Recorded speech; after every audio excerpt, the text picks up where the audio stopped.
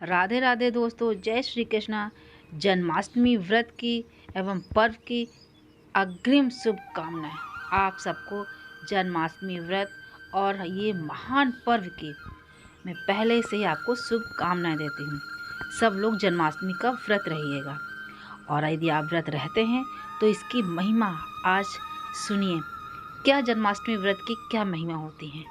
यदि आपने अभी तक जन्माष्टमी व्रत नहीं किया है तो इस बार आप मेरे कहने से जन्माष्टमी व्रत जरूर करिएगा।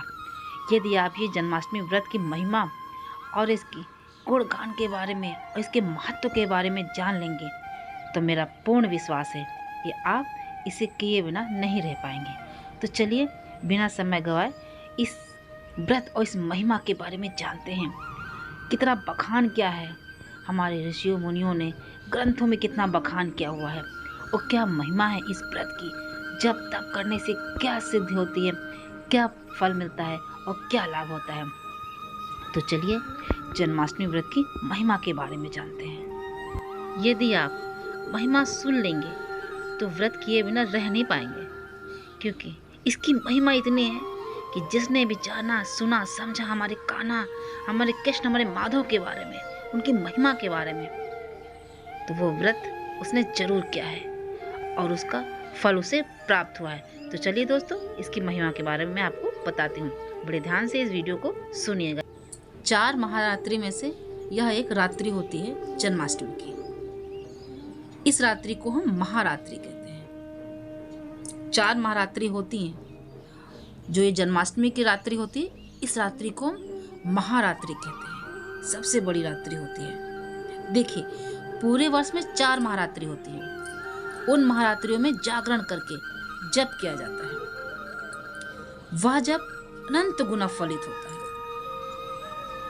वह मंत्र सिद्धि की रात्रि होती है।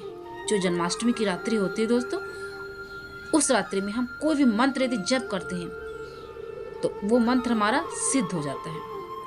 कहते हैं ये 4 महारात्रियां जन्माष्टमी उत्सव भी है।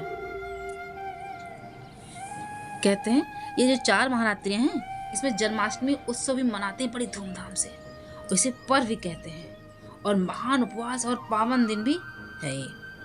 समझ रहे, इस दिन इतनी चीजें, इतनी विशेष, इतना शुभ दिन होता है कि इसकी महिमा का गुणगान करना बहुत ही मुश्किल है। देखिए, एकादशी लगभग सभी भगवत प्रेमी करते हैं। जो हमारे कृष्ण, हमारे माधव को मानते हैं, लगभग सभी एकादशी करते होंगे। लेकिन कहते हैं जन्माष्टमी का व्रत ऐसा है कि जन्माष्टमी के दिन आप 20 करोड़ एकादशी व्रत का फल देता है।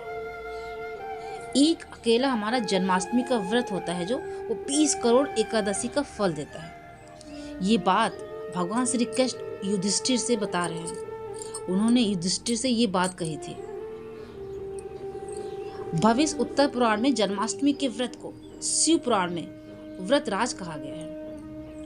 ये ग्रंथों में भी लिखा हुआ है कि भविष्य पुराण में जन्माष्टमी के व्रत को शिव पुराण में व्रत राज कहते हैं। सब व्रतों में राजा कहा गया है, यानी व्रतों में राजा है।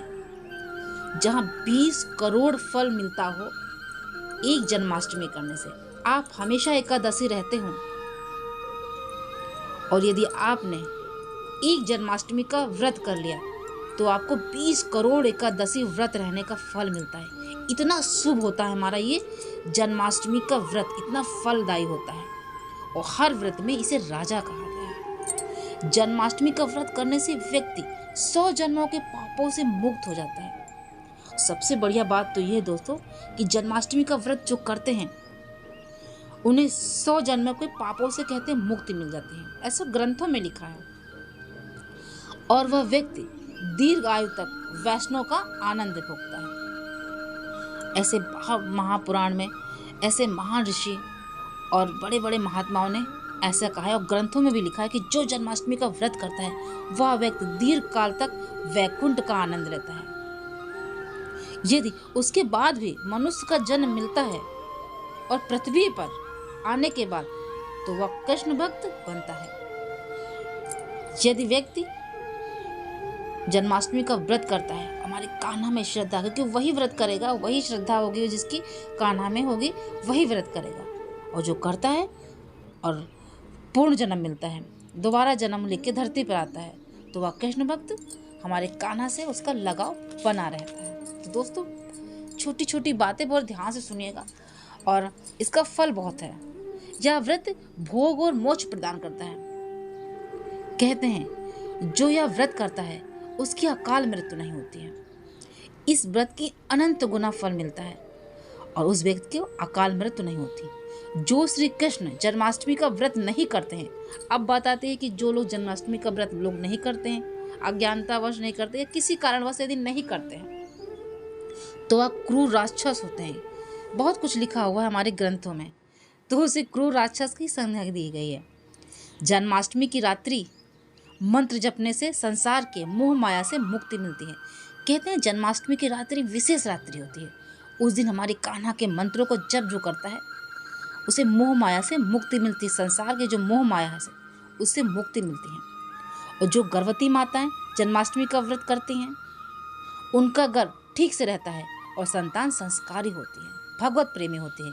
कहते हैं जो गर्भवती माताएं होती हैं यदि वो व्रत करती हैं तो उनकी जो संतान गर्भ में पड़ रही होती है वो अच्छे ढंग से उसका विकास होता है और वो संस्कारी होता है, भगवत प्रेमी होता है, उनकी प्रभाव होता है बच्चे पर। लेकिन उपवास के लिए गर्भवती माताएं वैद्य से सलाह लेकर व्रत करें। किसी चिकित्सा डॉक्टर से किसी से सलाह लेकर तभी व्रत करें। अगर रह सकती हैं तो रहें, वरना उनके लिए कोई नियम नहीं बने हैं। इस रात्रि को किया गया अनंत गुना फल प्रदान करता है। इस रात्रि को जो व्रत करता है उसका अनंत गुना फल प्रदान करता है ये। तो यह यत्न पूर्वक जागकर रात्रि को आप अवश्य जप कीजिए। अगर हो सके तो रात्रि में जागरण कीजिए, गुणगान कीजिए हमारे कान्हा में ठाकुर जी का, यश गान कीजिए, भजन कीजिए, कान्हा को याद कीजिए, मंत्र जपिए। ये रात्रि पूरी ऐसे ही निकालिए। कई पुराणों में ग्रंथों में जन्माष्टमी के दिन की महिमा लिखी हुई है। हर पुराण में कहीं ना कहीं कुछ न कुछ अलग अपने हिसाब से सब लिखा हुआ है। जन्माष्टमी की रात्रि को उत्सव के पहले जो अन्न खाता है, ये भी लिखा हुआ है कि जन्माष्टमी की रात्रि को उत्सव के पहले अन्न खाता है, यानी 12 बजे के पहले, जब तक भगवान श्री कृष्ण का जब तक जन्म नहीं हो जाता है, क्योंकि भगवान श्री कृष्ण का जन्म 12 बजे होता है, और जब तक जन्म नहीं हो जाता है उससे पहले यदि कोई अन्न खाता है, भोजन कर लेता है, तो वह नरक धाम को यानी मनुष्य योनि के सबसे अधम होता है। इतना ज़्यादा बताया गया है कि नरक को प्राप्त होता है। ऐसा ही लिखा है, जो उपवास करता है और जो व्रत रहता है, जो ध्यान करके उपवास बना के फिर खाता है, वह अपने कुल की 21 पीढ़ियों को तार लेता है। कितनी सुंदर बात बताई गई है कि जो व्रत करता है, उपवास करता है, विधि विधान से भगवान श्री कृष्ण का जन्म होता है जब 12 बजे के बाद, और पूरा उत्सव मनाया जाता है, उसके बाद जब भोजन करता है तो कहते हैं उसकी 21 पीढ़ियाँ, अपने आप 21 पीढ़ियों को वो तार लेता है। बहुत कुछ हमारे ग्रंथों में लिखा है। ये छोटी छोटी बातें, क्योंकि इतनी महिमा हमारे कान्हा, हमारे जन्माष्टमी की लिखी हुई हैं। यदि आपको अभी तक नहीं पता तो एक एक चीज़ आप ध्यान से सुनिएगा और इसके महत्व, इसकी महिमा को जानिएगा। और वह मनुष्य परमात्मा के साकार रूप में अथवा निराकार तत्व में पाने में सक्षमता की तरह बहुत आगे बढ़ जाता है। और वो प्रभु को पाने में, हम प्रभु को दिन रात याद करते हैं, हमेशा ध्यान करते हैं। कहते हैं जन्माष्टमी पर्व ऐसा होता है कि हम अपने कान्हा, अपने कृष्ण से बहुत पास, समीप नजर आते हैं। उनसे लगता है हम उनके बहुत पास, उनके करीब आ गए हैं। ये पर्व उनके समीप हमें ला देता है, हमारी भक्ति और प्रगाढ़ हो जाती है। कान्हा देखते हैं हमारा भक्त कितना हमसे प्रेम करता है, और हमें विश्वास रखता है कि हमारे कान्हा हमें सुन रहे हैं, समझ रहे हैं।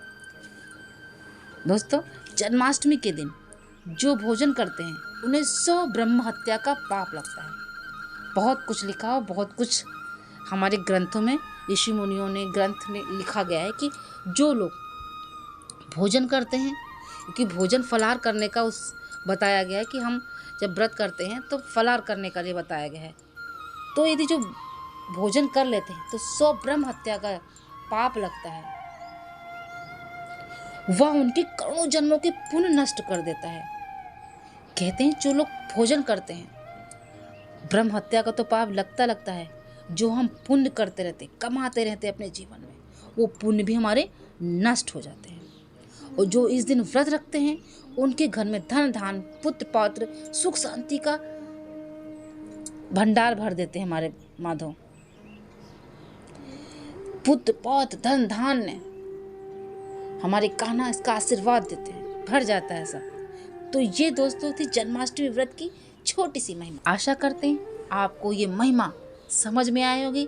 नहीं समझ में आई तो वीडियो को फिर से शुरू से लगा के आप सुन सकते हैं। यदि आप व्रत करते हैं तो कितने गुना फल मिलता है आपको, क्या क्या मिलता है जब तब करते हैं, और कुछ चीज़ें छूट जाती है तो उसे भी आप ध्यान से सुन सकते हैं।